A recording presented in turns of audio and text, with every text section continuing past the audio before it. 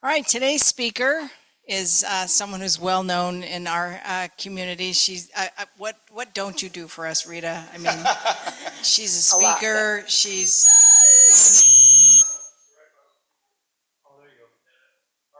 maybe Larry needs to jump on the sound and help with that.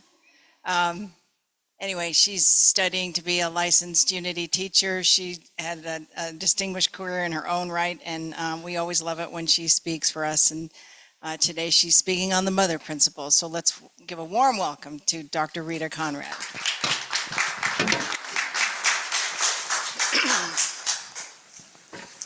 Well, what don't I do? I don't sing as beautifully as you do. But I cry better than anybody else in this congregation. And on Mother's Day, y'all better buckle up, because this is going to be a crying one. If not for all of you, just for me. So I'll just say good morning. Good morning. And I'll also say 3 words that for many of us bring a mix of emotions and memories. Happy Mother's Day.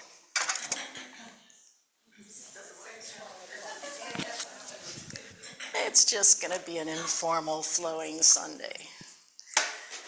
So these 3 words bring a mountain of emotion for me. In fact, some of you said to me last week, "Gee, Rita, you're so emotional." And I didn't think I was that emotional last week, but several people said it to me, so I thought, well, I guess I was. And then on Tuesday, it dawned on me, oh, this is the week before Mother's Day. And 11 years ago, this is the week my mother transitioned. It was like the ultimate gift my mother gave me. You're never going to forget me now.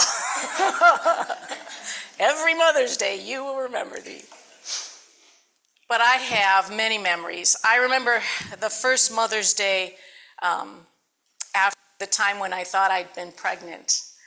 And we'd been trying for so very long, and then here it was finally here. This is great. Larry surprised me, and he brought me a little Mother's Day pregnancy outfit, Well, a pregnancy outfit wasn't quite Mother's Day yet, but by Mother's Day I knew I wasn't pregnant. And I remember that Mother's Day thinking, boy, this holiday is never going to be for you. You better find something else to do, bungee jump, do something else other on Mother's Day, because to take your mind off of this. But years later, I had one of the most joyous Mother's Day of my life, and that was when I walked into the kitchen in my house that morning on Mother's Day. There's my little boy on a step stool with a big batter of pancake mix, mixing it up. Half is on him, half is on the counter. And my husband's standing next to him, and they have their, manly aprons on. And on their heads, they chose to put underwear. Because, as my son explained to me, Mama, chefs need hats. It was clean, so it was fine. And then there was the Mother's Day several years ago when I was sitting with someone who clearly was very angry and resentful and was filled with hatred for their own mother. And I remember leaving them and driving home and thinking, it is time to start that GoFundMe account for Alex therapy, because undoubtedly he's going to need it for something I didn't do well or I didn't do at all. So that's where that started up. But Myrtle Fillmore also had things to say about mother. In the book that Thomas Witherspoon wrote called Myrtle Fillmore, the Mother of Unity, Myrtle is quoted as saying about mothers, sometimes mothers are apt to feel that they have been, quote, placed on the shelf, unquote, and that they are in the way.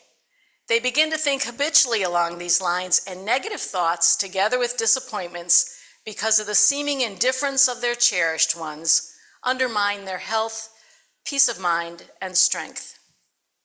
Mothers have given their heart's best to the children they have reared, and the love of these children means to them almost everything that is worthwhile. And as always, well said, Myrtle. I'm not saying this is the way it is for everyone. But over the years, I've learned so much about the meaning of mother. It's one of the things where if you knew what you were getting into, you might have a second thought. But I know that that being a mother, and the term mother's the height of ecstasy, all those Christmas mornings, birthdays, graduations, all those great things you get to see your children do. And it is at the same time the depths of despair when your child feels less desirable anyway. They're not picked for a game. They don't have as many friends as they'd like. They're bullied. I know the title mother is not at all reserved for those of us in this form, in the female form, but it is for everyone, because there are many times I've looked at my husband and I've watched him interact with our son, and I think you are being a far better mother right now than I have been in other situations.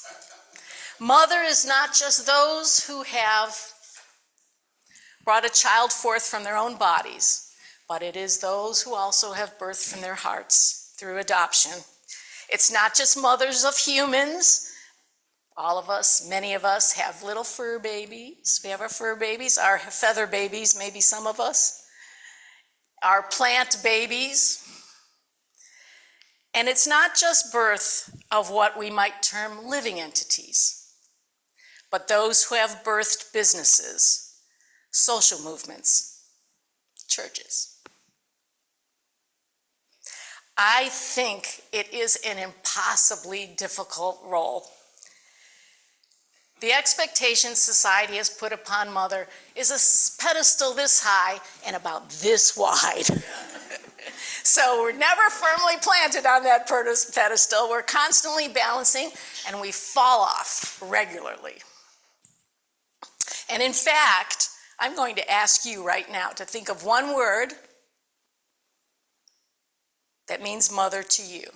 And this is the audience participation part. So, and to Zoom, I will come to you shortly, but yours will be a different question. So, what comes to mind? What one word comes to mind when you think of mother? Unconditional love. That's 2 words. Oh, Okay. I failed. Just love. What else? Compassion. I think acceptance. Acceptance. Nurturing. Nurturing. Anything else? Exquisite. Plant. He didn't say which mother, he just said mother. So now to you on Zoom. All right, the word love was the very first one that came out. And when I went searching for attributes of mother, that's the very word that was at the top of all the lists, love. So to you on Zoom, what kind of love?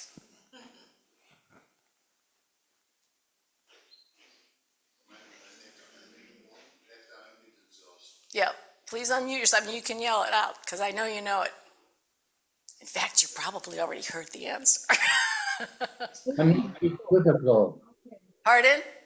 Unequivocal. Unconditional love. That's it. That's what's placed as the mantle. Thank you very much on Zoom. That's the mantle that's placed on motherhood, on mother's shoulders, that we will be the unconditional love. Who else do we expect unconditional love from? God. So here we are, mothers, God, mothers, God, mothers, God. Who knows? But that's the role we play. Now, interestingly enough, I also went searching for terms for father. Nowhere was love on any. They were long lists. I mean, long lists of fatherly attributes. You'd still expect a lot from nothing about love on those. But so mother is love, mother is somewhere in the ethers. The title of this talk, The Mother Principle, was inspired by Lowell Fillmore, who was the oldest son of Charles and Myrtle Fillmore, the co-founders of Unity. He was instrumental in the family printing business. In fact, he was in that business since he was 8 years old. He would come after school and do that. And then he became president of Unity after Charles passed. Lowell wrote a weekly column in Weekly Unity magazine entitled Things to Be Remembered. And he had a column one day called The Father-Mother Principle. This is very similar to what Reverend Jan was talking to us about last week. It said, It's recorded in Genesis that God said in the beginning, "Let us make man in our image after our likeness." And here we find God speaking as we in the process of creating a being who is both male and female. This incident in the story of the creation is a simple statement, Lowell says, of a great fundamental principle involved in all creation. Wisdom is the male and love the female faculty. In the first chapter of Genesis, the father-mother aspect of God is revealed. And then Lowell writes, each one of us has father and mother within us. So mother lives in each of us. No matter what type of human mother we have divine mother within us. And when we talk about love, that's the mother.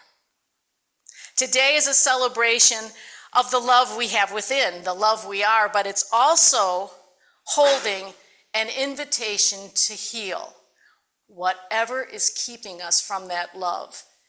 And perhaps on this day, it is whatever feelings are still residual from our own human mothers.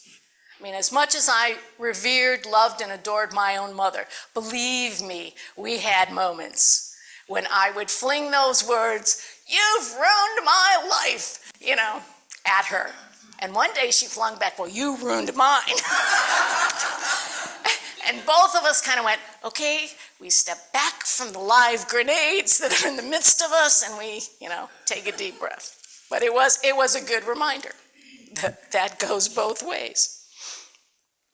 So today is the opportunity to mother ourselves, to love and care for ourselves as our human mothers did, or as we might have wanted our human mothers to do.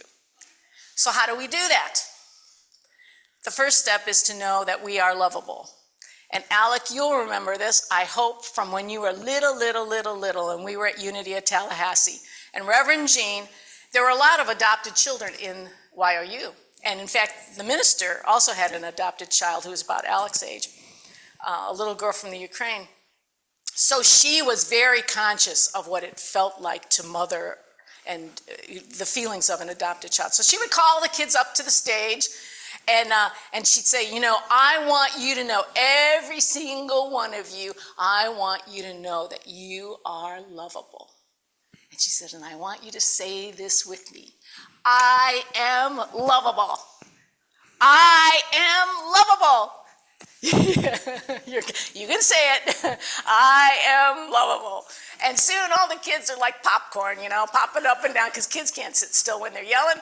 And so they're popping up and running up and down the aisles, and the adults are all, up in arms. In fact, I was going to have you do this as well. But I know that if we start jumping up and down, we're going to need ambulances and things like that. So I'm just going to invite you, when you go home, to find a spot, yell out a window, go in the back room and yell, I am lovable.